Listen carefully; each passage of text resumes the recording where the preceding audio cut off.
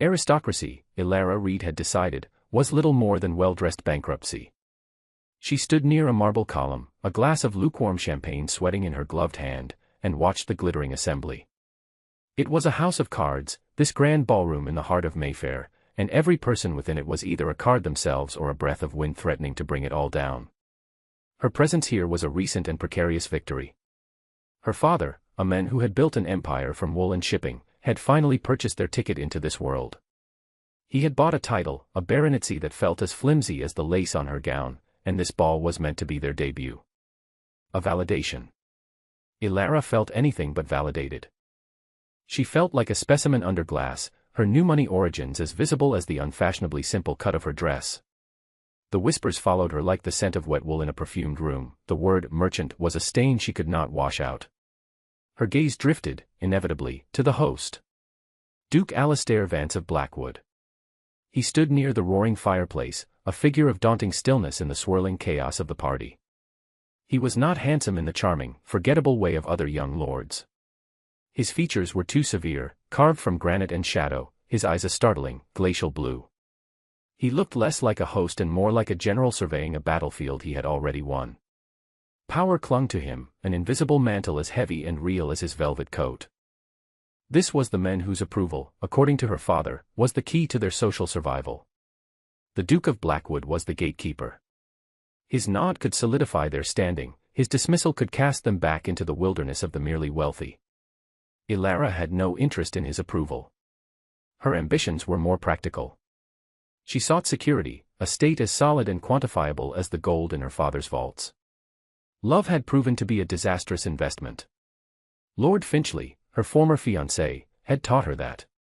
He had courted her for her dowry and discarded her with careless cruelty when a better offer, a woman with older blood and less scandal, had appeared. The wound was no longer raw, but it had left behind a hard, smooth scar of cynicism. She would not make that mistake again. A good match was a transaction, a merger of assets. A stir near the Duke drew her attention. His sister, Lady Beatrice, a woman whose beauty was as sharp and cold as a shard of ice, was approaching him with a piece of parchment. Ilara recognized it as the list for the private supper to be held later that evening, an exclusive gathering within the larger ball.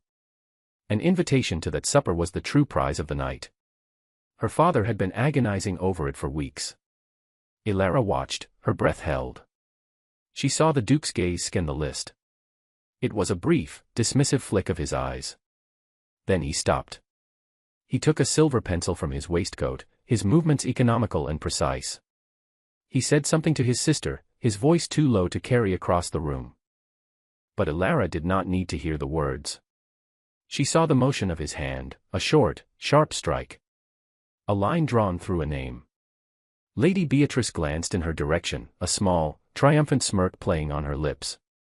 It was a look of such casual, venomous satisfaction that it chilled Ilara more than the draft from the tall windows.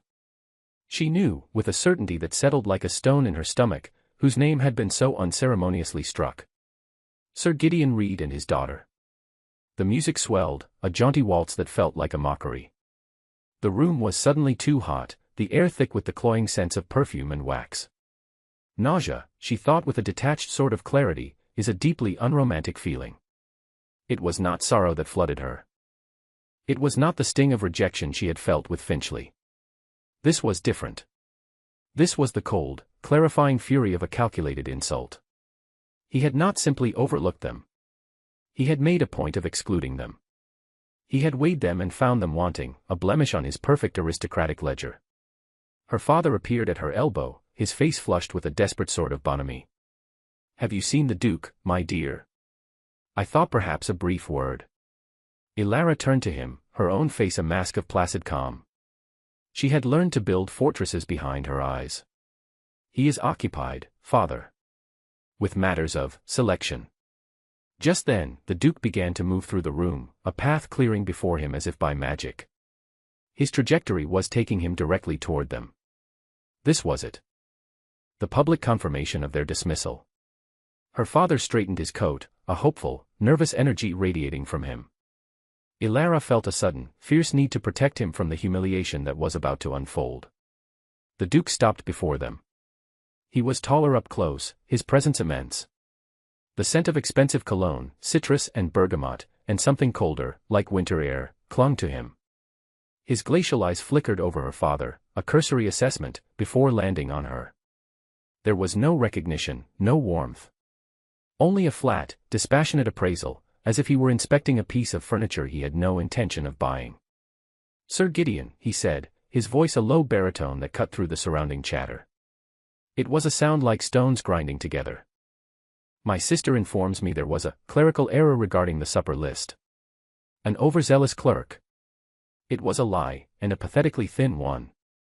It was designed to be. It was an insult wrapped in the thinnest veneer of politeness. Her father, bless his optimistic heart, did not see the blade. An error? Oh, quite understandable. These large affairs. But Alistair Vance's eyes were still on Alara. He was waiting for her reaction. He was waiting for the flinch, the blush of shame, the stammered apology for existing. He wanted to see her crumble. A cold, hard resolve crystallized in her chest. It was as if the humiliation had been superheated and then plunged into ice, forming something sharp and unbreakable. She would not give him the satisfaction. She met his gaze directly, letting none of her internal fury show. She held his stare for a beat longer than was proper, a small act of defiance. Then, she dipped into a curtsy. It was not a timid, deferential bow. It was a slow, deliberate, and perfectly executed movement, each line precise, her back ramrod straight. It was a curtsy of mocking perfection, an exaggerated performance of the very deference he demanded. "Your Grace is too kind to concern himself with such trivialities," she said, her voice clear and even, laced with an irony so fine he was the only one in the room meant to feel its edge. "We would not wish to impose. After all, one must be careful not to dilute the quality of the company." She rose, her expression one of polite, unassailable dignity. For a flicker of a second, she saw something in his eyes. Not anger. Surprise. A grudging, almost imperceptible acknowledgement. He had expected a wounded lamb and found a creature with teeth. He gave a stiff, formal nod. Indeed. And then he was gone, moving on, the sea of society closing behind him. Her father deflated beside her. "What was that, Alara? Did you just insult the Duke of Blackwood?" "No, father," she replied, taking a deliberate sip of her now warm champagne. The bubbles were gone. "I simply acknowledged my place in his accounts." She placed the glass on a passing servant's tray. "Come. There is nothing left for us here." As they made their controlled exit, leaving the heat and noise of the ball behind for the damp chill of the London night, Alara was not thinking of the party she was missing. She was thinking of ledgers and assets, of debts and leverage. The Duke of Blackwood had crossed her name off a list. He had treated her like a line item to be deleted. She would teach him what it truly meant to be entered into a ledger. She would become a debt he could not ignore. The House of Vance, she suspected, was just as much a house of cards as any other. And she had just found her reason to provide the gust of wind. The journey home was a silent affair. Her father slumped in the carriage, the hopeful energy of the evening extinguished, leaving behind the stale smoke of disappointment. Alara, however, felt a strange and terrible calm. The rage from the ballroom had cooled into a purpose, a single, clear objective that hummed in her veins like a taut wire. For the next week, she did not languish. She worked. Her father's study, usually a bastion of masculine authority smelling of stale tobacco and ink, became her war room. Sir Gideon, seeing the flinty determination in his daughter's eyes, a look he recognized from his own early days on the trading floors, ceded the space without argument. He watched, a little awestruck, as she transformed from a spurned debutante into a financial strategist. She did not seek gossip. She sought facts. Numbers. The quiet, irrefutable truths hidden in contracts and deeds. Her father's firm, Reed & Sons, was more than just shipping. It was a sprawling financial entity, and one of its most profitable, if discreet, branches dealt in private mortgages for the cash-poor, land-rich aristocracy. They were the silent lenders who kept the grand houses from crumbling. "Blackwood," she said to her father one evening, her finger tracing a name in a heavy, leather-bound book. The air was thick with the scent of old paper and lemon wax. "The Vance estate." "Who holds the paper?" Sir Gideon peered over her shoulder. "Blackwood." That would be Lord Grisham. An old loan, passed down. He's been trying to offload it for years. The interest payments are inconsistent. Inconsistent. A polite word for delinquent. A crack in the granite facade of the Duke of Blackwood. Buy it, Ilara said, her voice flat. Her father blinked. Buy the Blackwood debt. Ilara, that is a fortune. And a risky one. The Duke is proud. He would sooner see the house fall into the sea than be seen to be enthralled to us. He will not be enthralled to us, she corrected gently. He will be enthralled to me. Lord Grisham is desperate, you said. Offer him 80% of the principal. Cash. He will bite. It took 2 weeks. 2 weeks of couriers and tense negotiations conducted through lawyers. 2 weeks during which Ilara barely slept, her mind a whirlwind of calculations and strategies. Finally, a heavy packet of documents arrived, sealed with the Grisham crest. The debt, the legal leverage over the ancient and proud House of Vance, now belonged to a holding company registered in her name. She held the papers in her hand. They felt heavy, a tangible weight of power. This was not the flimsy promise of a suitor or the fickle approval of society. This was a master key. Her plan did not involve foreclosure. That was crude, a bludgeon. Her strategy was a stiletto, sharp and precise. She needed a title, the ultimate armor in the world that had scorned her. He needed cash, the lifeblood that was draining from his ancient line. It was a perfect, if perverse, symbiosis. She requested a meeting. Not in London, not on neutral ground. At Blackwood Manor itself. She wanted to see the fortress she was about to lay siege to. The carriage ride north was long, the city's grime giving way to rolling hills and, eventually, the stark, windswept landscape that bordered the Blackwood estate. The sky was a sheet of pewter, threatening rain. The house appeared suddenly, a vast, Gothic silhouette against the bruised sky. It was magnificent but radiated a profound melancholy. One wing was visibly shuttered, and the great formal gardens were overgrown, nature slowly reclaiming its territory from a family that could no longer afford to fight it back. It was a sleeping giant, sick and weary. She was met at the door not by the Duke, but by a stiff-backed butler who looked as ancient and weathered as the stone walls. He led her through a cavernous hall where portraits of past dukes, all bearing the same severe features and glacial eyes as their descendant, watched her with silent disapproval. The air was cold, carrying the damp chill of a place not properly heated, tinged with the faint, sad smell of soot and decay. He was waiting for her in the library. The room was the heart of the house's former glory, lined with thousands of books, but a fine layer of dust coated everything. A small, sullen fire sputtered in a fireplace large enough to roast an ox, doing little to dispel the gloom. Alistair Vance stood by the window, staring out at the bleak landscape. He did not turn when she entered. He had not offered her a seat. The battle of wills had already begun. "Miss Reed," he said, his voice devoid of any inflection. "You requested an audience. I am a busy man. I trust this is important." Ilara did not waste time with pleasantries. She walked to the large, polished desk that dominated the room and placed her leather satchel upon it. The sound was a soft thud in the oppressive silence. "It is, Your Grace. It concerns the matter of your estate's primary mortgage." At this, he turned.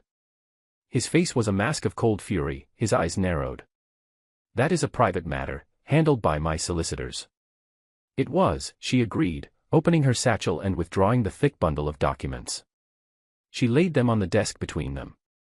"As of 3 days ago, it is a matter handled by me. I am your creditor." He stared at the papers, then at her. The shock was plain on his face, a crack in his icy composure. He had not seen this coming. He had dismissed her as an insignificant gnat, and she had returned as a predator. The surprise quickly hardened back into anger, but it was a different kind now. It was the anger of a cornered animal. "This is an outrage. A trick. You come into my home." "I come with a business proposition, Duke," she cut in smoothly, her voice the calm counterpoint to his barely controlled rage.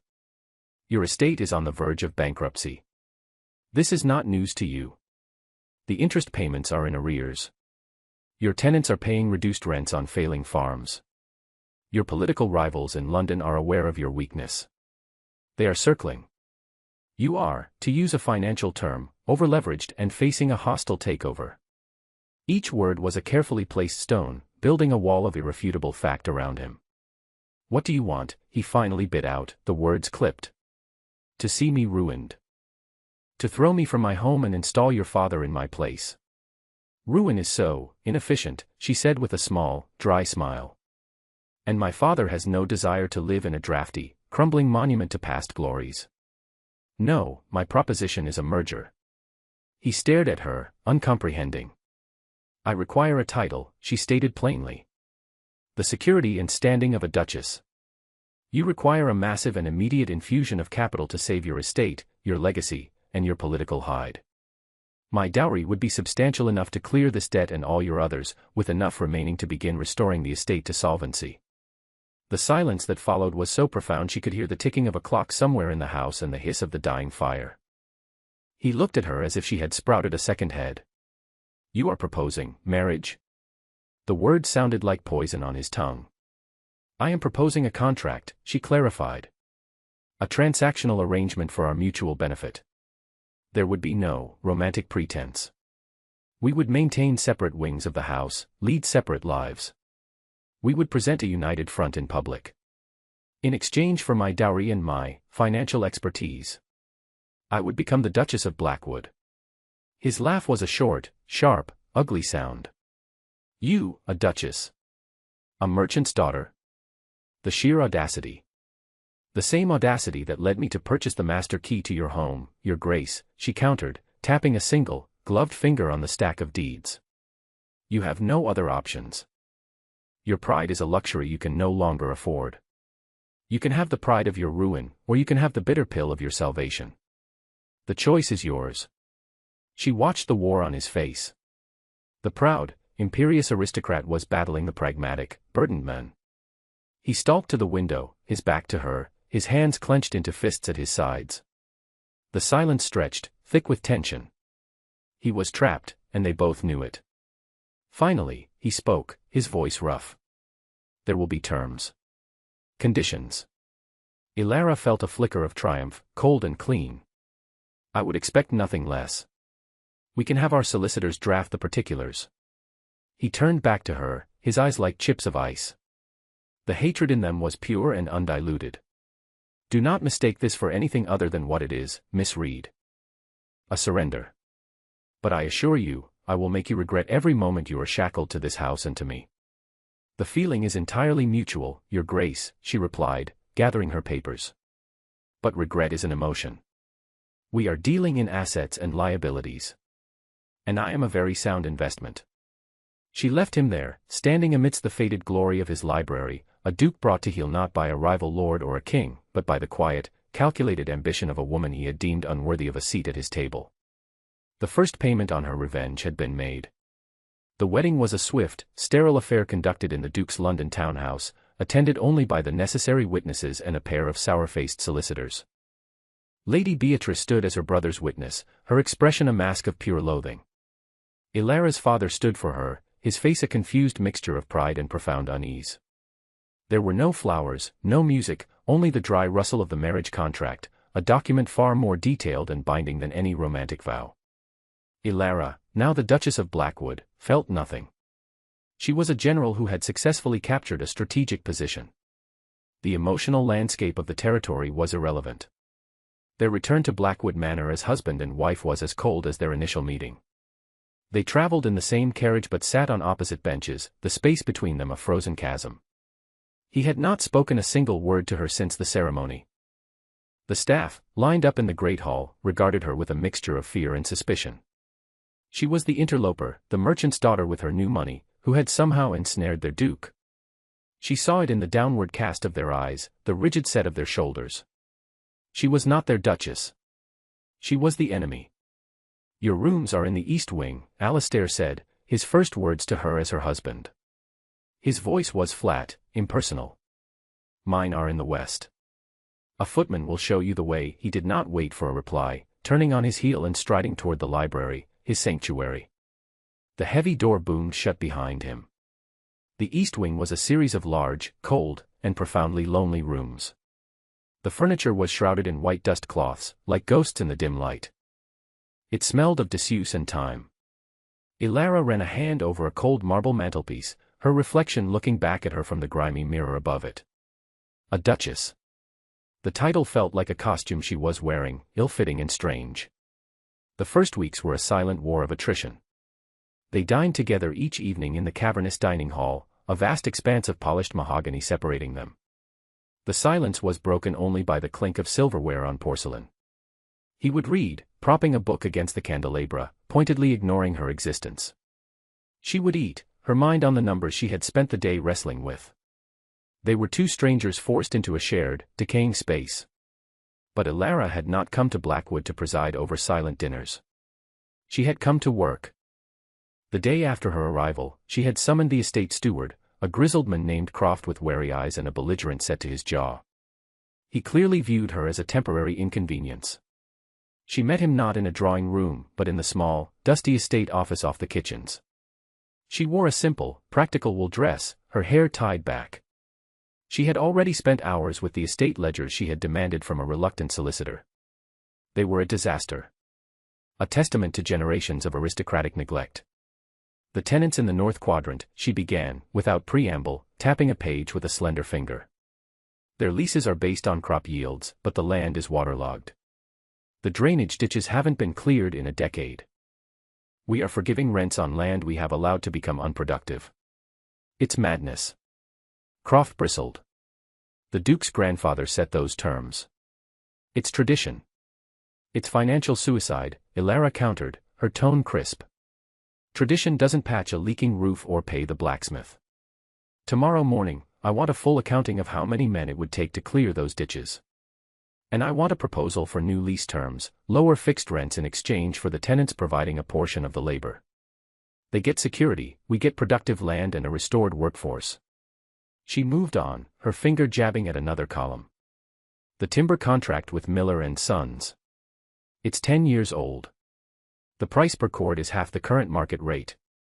We are essentially paying them to take our trees. When does it come up for renewal?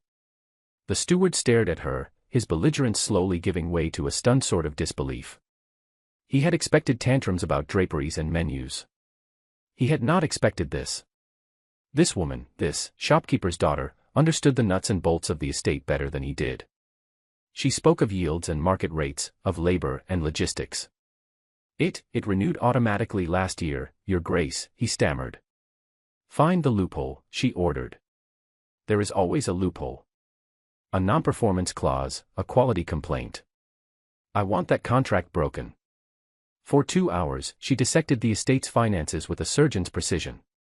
She was relentless, her mind sharp, her questions pointed. By the end, Croft's posture had changed. The wariness was still there, but it was now mingled with a grudging respect. He left the office looking dazed, clutching a long list of tasks. Unseen by either of them, Alistair had been standing in the shadows of the hallway outside the open office door. He had come to fetch a book on crop rotation, an act of desperate, private research. He had stopped when he heard her voice, crisp and authoritative. He had intended to interrupt, to put her back in her place. But he had found himself listening instead.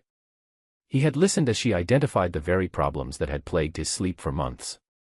He had heard her propose solutions that were more practical and intelligent than any his own advisors had offered. She wasn't just spouting opinions, she was quoting numbers, citing clauses in contracts he hadn't looked at in years. She had diagnosed the sickness of his estate with terrifying accuracy. He felt a strange, unsettling mix of emotions. Annoyance, certainly. She was meddling, taking control. But beneath it was something else. A flicker of admiration he was loath to acknowledge. He had married her for her money, seeing her as nothing more than a walking bank vault. He had never considered that the same mind that knew how to acquire wealth might also know how to manage it. He had seen the merchant's daughter. He had failed to see the strategist. He retreated back to the library before he could be discovered, the book forgotten. He sank into his worn leather chair, the silence of the room suddenly feeling less like a sanctuary and more like a tomb. He stared into the fire, but for the first time, he saw her face in the flames, calm, intelligent, and utterly in command. The woman he had intended to crush was, it seemed, the only thing holding his world together. The thought was as infuriating as it was undeniable. A few nights later, a storm broke over Blackwood. It was a furious, violent thing, with wind that howled like a banshee around the eaves of the old house and rain that lashed against the window panes. Elara lay awake, listening to the groans and creaks of the manor. It sounded as if the house itself were in pain. Unable to sleep, she lit a candle and made her way to the library. She had found it was the only room in the house that was consistently warm. She padded down the silent corridors of her wing, crossed the vast, echoing space of the great hall, and entered the west wing for the first time since her arrival. She found him there. He was not reading. He was slumped in his chair before the fire, an empty glass on the table beside him. The ducal armor was gone. In the flickering firelight, he simply looked like a man, exhausted and defeated. His head was in his hands, and his shoulders were slumped. She hesitated at the door, a silent wraith in her white nightgown. She should have retreated, left him to his private misery. It was what their contract dictated. But something held her there. It was the first time she had seen him look anything other than proud and furious. It was the first time she had seen him look vulnerable. She must have made a sound, a shifting of weight or a soft intake of breath, because he looked up. His eyes, usually so cold, were shadowed with weariness. He looked at her, standing there in the doorway, and did not immediately order her out. "You cannot sleep either?" he asked. His voice was rough, stripped of its usual aristocratic cadence. "The storm," she replied, her voice quiet. She stepped into the room, pulling her wrapper tighter around her. She did not approach the fire, but stood near the desk, keeping a careful distance. "The house is noisy." "It's dying," he said, the words blunt and devoid of self-pity. He stared back into the flames. "This storm, a tree came down on the roof of the old stables. Croft says the damage is severe. Another bill I cannot pay." He let out a harsh, dry breath that was not quite a laugh. "The great Duke of Blackwood can't even afford to mend his own roof." They sat in silence for a long time. The only sounds were the crackling fire and the drumming of the rain. It was not the hostile silence of their dinners, but something different. A shared, quiet acknowledgement of the disaster that surrounded them. "I reviewed the quarterly tax assessments today," Elara said softly, breaking the quiet. Her voice was practical, not pitying. "They are based on the total acreage of the estate, not its productive capacity. We should petition for a reassessment. Argue that a third of the land is currently unfarmable. It could reduce the burden by 20%. He turned his head slowly to look at her. He had expected condolences, perhaps a triumphant, "I told you so." He had not expected a strategy. "I also identified 3 properties in the village, the old bakery, the weaver's cottage, and the smithy, that belong to the estate but have sat empty for years," she continued, her mind clicking through the figures. "They are liabilities. If we invested a small amount to repair them, we could lease them out. Create homes. Create income. Revitalize the village." Alastair stared at her. The candlelight caught the earnest, focused expression on her face. She wasn't talking about herself, or their wretched marriage, or his insult at the ball. She was talking about his home. She was talking about saving it. He rose from his chair and walked to the decanter on a side table. He poured 2 glasses of brandy, the liquid a deep amber in the firelight. He walked over to her and held one out. "A reassessment," he repeated, his voice thoughtful. "My father tried once. He was refused." "Your father presented it as a request," Elara said, taking the glass. Her fingers brushed his for a fleeting second. A tiny spark of warmth in the cold room. Both of them drew back as if burned. "We will present it as a demand, backed by a land survey and a profitability report. We will use their own logic against them." He took a long swallow of his brandy, the fire burning a path down his throat. He looked at the woman before him. His wife. The merchant's daughter. The architect of his humiliation. And, it seemed, his only ally. "You think like a general, madam," he said, the words a statement of fact, not a compliment. "I think like a shopkeeper, your grace," she corrected him quietly. "You watch the bottom line, or you go out of business. It doesn't matter if you're selling wool or running a duchy." For the first time since they had met, a ghost of a smile touched his lips. It was a faint, wry, and deeply weary thing, but it was there. Perhaps a shopkeeper is what Blackwood has needed all along. It was not a truce, not yet. But it was a crack in the wall of ice that separated them. A grudging admission that they were caught in the same storm, and perhaps, just perhaps, they would have to face it together. The storm passed, leaving a world washed clean and broken. The next morning, Ilara found Alastair by the ruined stables, his fine London boots sullied with mud. He was speaking with Croft, his face grim as he surveyed the massive oak tree that had crushed a section of the roof. Splintered timbers and dislodged slates littered the muddy ground. She had her own reports to review, her own columns of figures to conquer.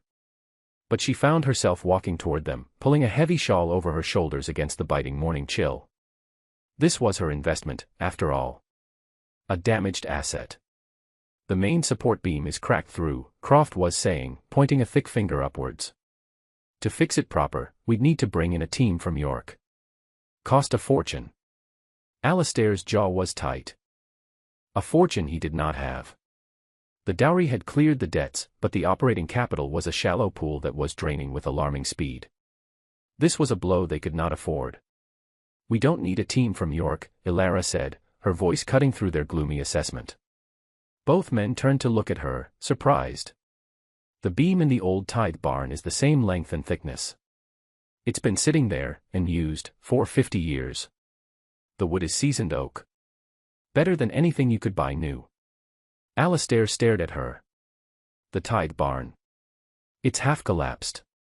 The roof is, yes, she agreed. But the main beams are sound. My father taught me to assess timber. It's a matter of knowing what to look for. We have the raw materials. We have the men. We don't need to buy a solution, we need to repurpose 1 inch. Croft looked from her to the Duke, a slow dawning of respect in his eyes. She's right, Your Grace. That beam, it would do. It'd be a devil of a job to get it out and move it here, but it could be done. Alastair looked at the ruin, then at Ilara. Her face was composed, practical. She wasn't offering a miracle. She was offering a logistical solution. It was the most hopeful thing he had heard in months. A devil of a job, he repeated thoughtfully. Then he started unbuttoning the cuffs of his fine linen shirt. Well, we have men. And we have devils, he began rolling up his sleeves, revealing strong, pale forearms. He looked directly at Ilara. Your Grace, I assume you are merely here to supervise. There was a challenge in his eyes, a flicker of the old arrogance, but it was tempered with something new. A wry invitation. I am here to ensure my investment is protected, Your Grace, she retorted smoothly, though her heart gave a strange little flutter. And to make sure you don't pay the men for standing around watching a duke attempt manual labor for the first time in his life. A real smile touched his lips this time, brief but genuine. Then you had best keep a close watch. What followed was a day unlike any other at Blackwood. The Duke, stripped to his shirt sleeves, worked alongside his tenants and stable hands. They stared at him in disbelief at first, but his quiet, focused determination soon won them over. He was not a natural laborer, his movements were stiff, his hands uncalloused, but he did not shirk the work. He hauled ropes and levered stones, his face set in a grim mask of effort. Ilara did not simply supervise. She organized. She directed the effort with the cool efficiency of a field commander, turning a chaotic mess into a coordinated operation. She arranged for food and drink to be brought from the house, figured out the best angles for the ropes and levers, and kept a sharp eye on the precarious structure of the barn. She and Alastair didn't speak much. They didn't need to. They moved around each other, a silent, functional team. He provided the muscle and the authority of his presence, she provided the strategy and the logic. Late in the afternoon, as they were finally maneuvering the massive, heavy beam out of the collapsing barn, a rope slipped on the wet ground. A young farmhand lost his footing and tumbled backward, directly in the path of the swinging timber. Ilara cried out, a sharp gasp of fear.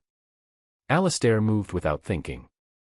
He lunged, grabbing the boy by the collar and hauling him bodily out of the way just as the immense beam crashed to the ground where he had been a second before. The work stopped.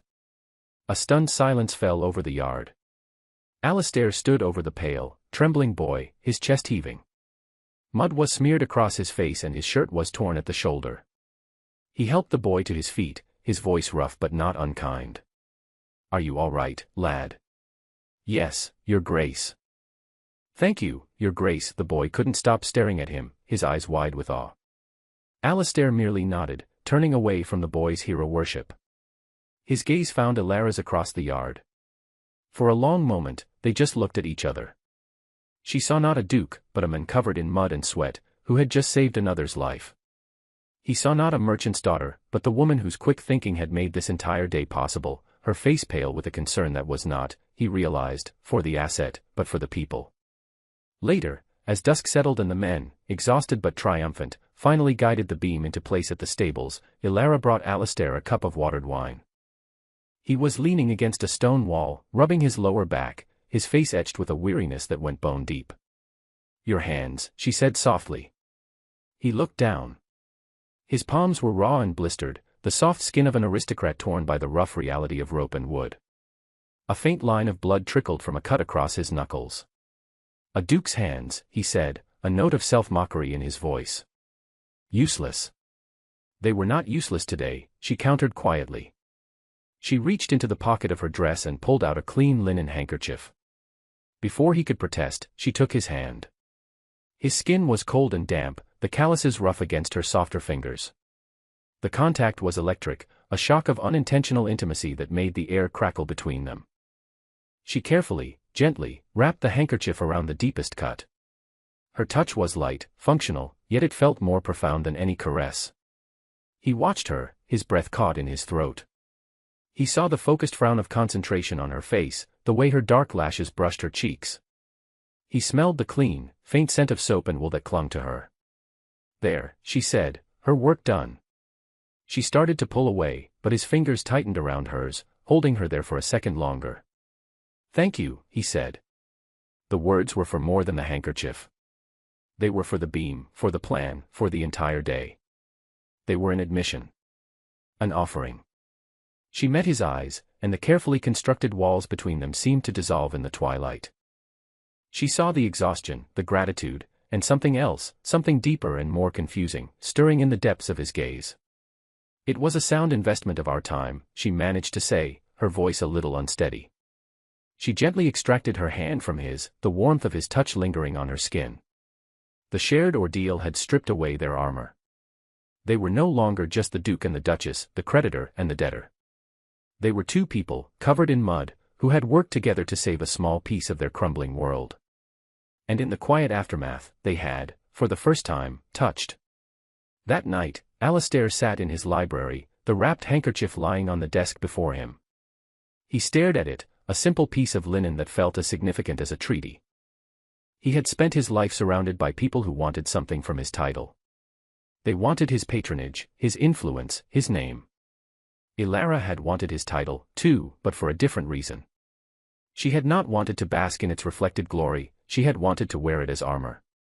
And now, she was doing more than wearing the armor. She was reforging it. She was defending the duchy with a ferocity and intelligence he had never witnessed. She had come to his house as an enemy, an invader. But she was behaving like its most devoted protector. He finally admitted the truth to the silent, watching portraits of his ancestors. He had misjudged her completely. His prejudice had been a shield, not for his pride, but for his fear. Fear of his own failure. He had looked at Ilara Reid and seen the living embodiment of a new world he did not understand, a world where merit and money mattered more than blood. He had scorned her because he was terrified of what she represented. Now, she was his wife. And he was beginning to realize, with a sense of dawning shock, that he did not regret the arrangement at all. The thought was so profound, so disruptive to the foundations of his entire world, that he picked up the handkerchief and simply held it, the soft linen a tangible link to the woman in the East Wing. The woman who was saving him. The petition for tax reassessment, a document of formidable logic and detail drafted by Ilara and signed by Alistair, was granted. The contract for the estate's timber was, after a tense legal battle orchestrated by Ilara, declared void due to non-performance. A new, far more profitable contract was signed. Slowly, painstakingly, the financial bleeding of Blackwood was staunched. A fragile hope began to take root in the depleted soil of the estate. Their shared work became a routine. They would meet in the estate office in the mornings, no longer adversaries across a desk but allies over a map.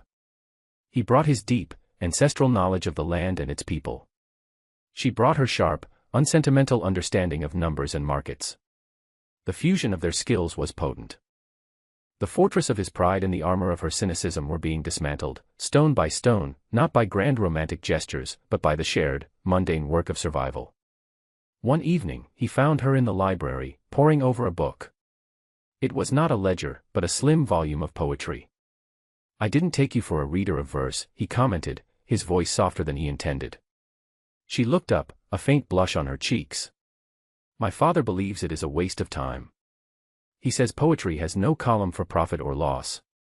"And what do you say?" he asked, genuinely curious. She considered the question. "I say it is an investment in a different sort of asset. One that can't be quantified on a balance sheet." He looked at her, truly looked at her, and saw beyond the strategist and the shopkeeper's daughter. He saw a woman of hidden depths and quiet passions, a woman who understood the value of things beyond gold. And he felt a pull toward her that had nothing to do with gratitude or respect, and everything to do with a quiet, terrifying, and undeniable attraction. He was falling in love with his wife. The wife he had been forced to marry. The irony was as bitter as it was sweet. As winter thawed into a tentative spring, an invitation arrived. It was for the annual spring gala hosted by the Duke and Duchess of Wellington, the undisputed pinnacle of the London social season. It was an event Alastair, in his years of proud poverty, had avoided. To attend now was a declaration. It was a statement that the Duke of Blackwood was solvent, powerful, and back in the game. And he would not be going alone. "We must attend," he told Alara, placing the thick, creamy card on the desk between them. She looked at it, her face unreadable. London. The arena where she had been so publicly scorned. The thought of returning there, of facing the whispers and the sneering glances, made her stomach clench. Blackwood had become a sanctuary, a world she could control with logic and hard work. London was a chaotic battlefield where the rules were arbitrary and cruel. "Is it necessary?" she asked, her voice tight. "It is vital," he said, his gaze serious. "We have stabilized the finances. Now we must re-establish our position. We have to show them that the House of Vance is not in ruin. That it is strong," he hesitated. "That we are strong." The unspoken meaning hung in the air between them. This was not just about politics or finance. This was about them. A public demonstration of their partnership. It was a test. "They will talk," she said quietly, her eyes on the invitation. "They will call me the shopkeeper Duchess." "Let them," he said, his voice hard as iron. "We have faced worse than whispers together." Her gaze lifted to his. She saw in his eyes a fierce, protective loyalty that took her breath away. He was no longer the man who had struck her name from a list. He was the man who had worked beside her in the mud, who had shared his fears in the dead of night, who now stood ready to face her enemies as his own. "Very well," she said, a new resolve hardening her voice. "I shall need a new gown." The night of the Wellington Gala was a blur of diamonds and silk. The ballroom was even grander than the one where she had been humiliated, the air thick with power and privilege. As Alara entered on Alastair's arm, a wave of whispers rippled through the crowd. She felt the dozens of eyes on her, assessing, judging. She held her head high, her hand resting lightly on Alastair's sleeve. His presence was a solid, reassuring anchor in the glittering sea of hostility. Her gown was a masterpiece of strategic design. It was not the flamboyant creation of a new money heiress desperate to be noticed. It was a gown of deep, midnight blue velvet, the color of Blackwood's night sky. Its cut was elegant and severe, its only adornment a magnificent necklace of diamonds and sapphires from the Vance vaults. A necklace Alastair himself had fastened around her neck before they left, his fingers warm against her skin. She was not dressed as a merchant's daughter. She was dressed as a duchess. As his duchess. They moved through the room, a picture of united power. Alastair's transformation was as remarkable as her own. He was no longer the aloof, grim figure who haunted the edges of society. He was confident, commanding, greeting fellow peers with a cool authority they had not seen in years. And he never left her side. His hand was a constant, warm presence on the small of her back. The attack, when it came, was not a frontal assault. It was a sly, flanking maneuver. They were approached by a small group, including Alastair's sister, Lady Beatrice, and a sycophantic little baron named Lord Hemmings. Beatrice's smile was pure acid. "Alastair, darling," she cooed, ignoring Ilara completely. "How wonderful to see you out. And looking so prosperous." "Beatrice," he acknowledged, his voice cool. Lord Hemmings, eager to curry favor with Beatrice and score points against the upstart Duchess, stepped forward. "Indeed, Your Grace. One must wonder at the source of this sudden recovery. I hear trade has been very profitable this year," he smiled, a greasy, unpleasant expression. Her Grace must have brought some excellent accounting methods with her from her father's counting house. The insult was unmistakable, wrapped in a thin veil of feigned admiration. It was designed to remind everyone of Ilara's origins, to paint her as a commoner playing dress-up. The small group around them tittered. Ilara felt a familiar cold fury rise within her, but before she could deploy the icy retort forming on her lips, Alastair moved. He didn't raise his voice. He didn't have to. A lethal calm descended over him, a stillness more terrifying than any outburst. He turned his head slowly, and his glacial blue eyes fixed on Lord Hemmings. The temperature around them seemed to drop by 10 degrees. "Hemmings," Alastair said, his voice soft, yet carrying with absolute clarity in the sudden hush. "Are you implying that my wife's intelligence is a subject for mockery?" The Baron paled, the greasy smile faltering. "No, Your Grace, of course not. I merely meant—" "Let me be perfectly clear," Alastair continued, his voice slicing through the Baron's stammering. He took a small step forward, forcing Hemmings to take a step back. "The accounting methods you so flippantly refer to belong to a mind sharper than any in this room. While you and your kind were sipping port and complaining about the price of horseflesh, my wife was single-handedly restructuring an estate that men of supposedly superior breeding had run into the ground for generations." A collective gasp went through the onlookers. This was no mere defense. This was a declaration of war. Alastair's gaze swept over the stunned faces, lingering for a moment on his sister's shocked and furious expression. Her Grace did not just bring her dowry to Blackwood. She brought her intellect, her resilience, and her courage. She brought her competence, a quality in tragically short supply among our class. She did not marry into the House of Vance to be elevated. She married into it to save it. He paused, letting the weight of his words sink in. He then turned to Ilara, and his hand, which had been resting on her back, moved to take hers. He lifted it and brought it to his lips, a gesture of profound respect and devotion performed in front of the most powerful people in England. "The Duchess of Blackwood is the greatest asset this family has ever had," he finished, his eyes locked on hers, his voice resonating with absolute conviction. "And anyone who dares to suggest otherwise will find they have made an enemy not just of her, but of me. Do I make myself understood?" He looked back at the terrified Lord Hemmings, who could only nod, his face the color of old parchment. Beatrice looked as if she had been slapped. The whispers were silenced, replaced by a stunned, awed silence. Alastair had not just defended her honor. He had eviscerated her attacker and publicly declared her his equal, his partner, the savior of his name. He had used his power, the very power that had once been a weapon against her, as a shield to protect her. The social ruin of Lord Hemmings was instant and absolute. To be so thoroughly and publicly dressed down by a Duke of Alastair's standing was a social death sentence. But the true fallout was the cementing of a new reality. The Duke and Duchess of Blackwood were not a scandalous mismatch. They were a unified power, formidable and indivisible. Ilara looked at her husband, at this proud, imperious man who had just laid his heart and his honor at her feet in a room full of their enemies. The last of her own armor, the cold, pragmatic wall she had built around her wounded heart, finally crumbled into dust. The carriage ride back to their London townhouse was silent, but it was a silence brimming with unspoken emotion. The tension of the evening had drained away, leaving them both emotionally exhausted but inextricably bound together. The sounds of the city, the clatter of hooves on cobblestones and the distant shouts of watchmen, seemed to come from another world. Inside the house, a footman took their cloaks. Alastair dismissed the staff for the night with a quiet word. They were alone.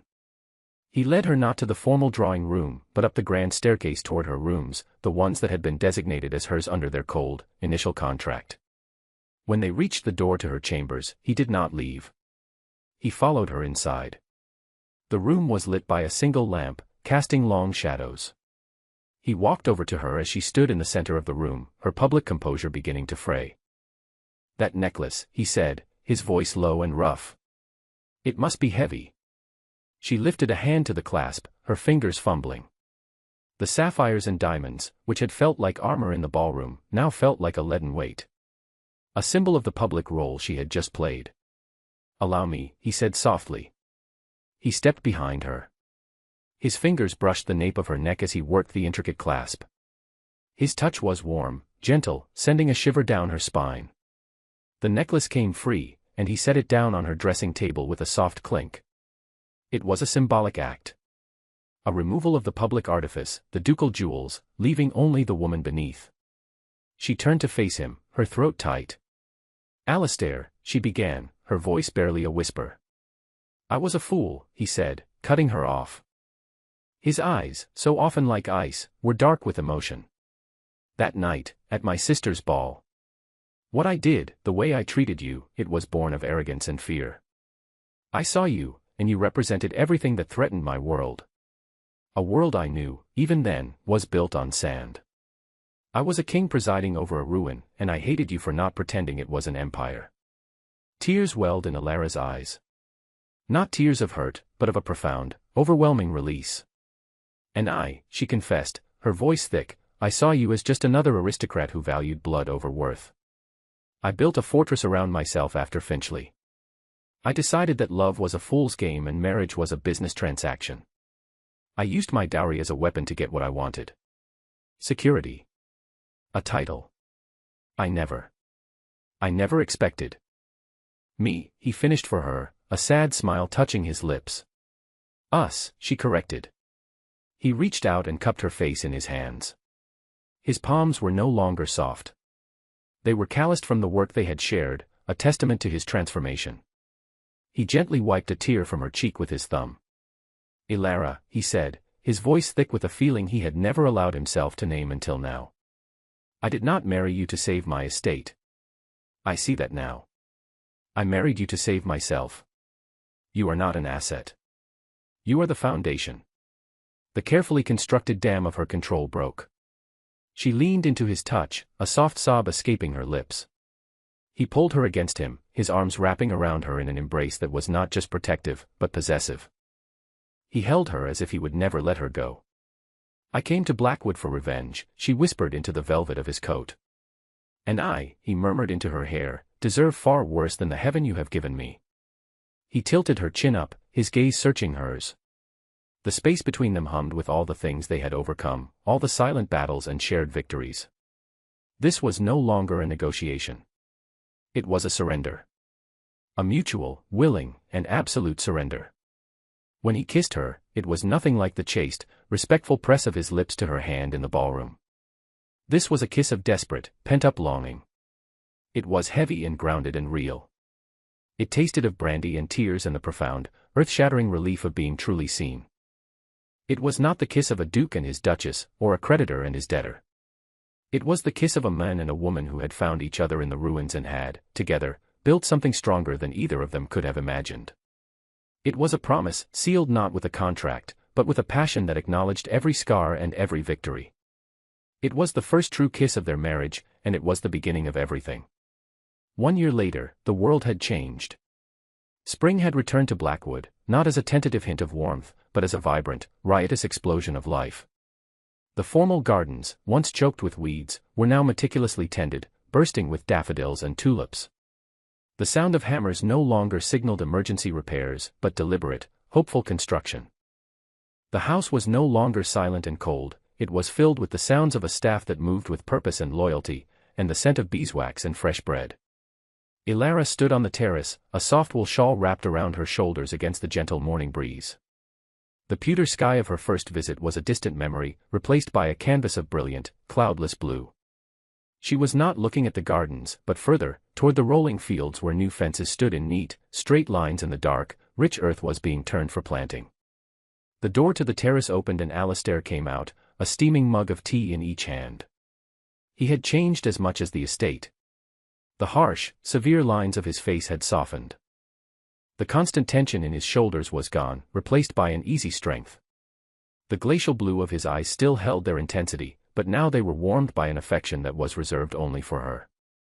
"I thought you might be cold," he said, handing her a mug. Their fingers brushed, a familiar, comfortable touch that still sent a tiny flutter through her. "I was just admiring our work," she said, her gaze sweeping over the thriving landscape. "The North Quadrant drainage is complete. Croft estimates the yield will be double this year." "Our shopkeeper's logic prevails again," he teased, his lips twitching into a smile. He leaned against the stone balustrade beside her, their shoulders touching. The easy proximity was a constant, quiet joy. "And the Duke's stubbornness in seeing it through," she added, smiling back at him. "You managed to convince old Henderson to sell that useless plot of land to expand the pasture." "I simply pointed out that its current state was an insult to the landscape," Alastair said with a shrug. "And I may have implied that his invitation to the harvest supper was contingent on his good sense." Ilara laughed, a rich, happy sound that the old walls of Blackwood had not heard for a generation. "So you've learned to use your ducal power for strategic acquisition. I'm a terrible influence on you." "You are a wonderful influence on me," he corrected, his voice growing serious. He set his mug down and turned to face her, taking her hand in his. "You are the best part of me." Their life had found its rhythm. It was a partnership in the truest sense of the word. They spent their mornings on estate matters, their afternoons riding out across the lands together, and their evenings in the library.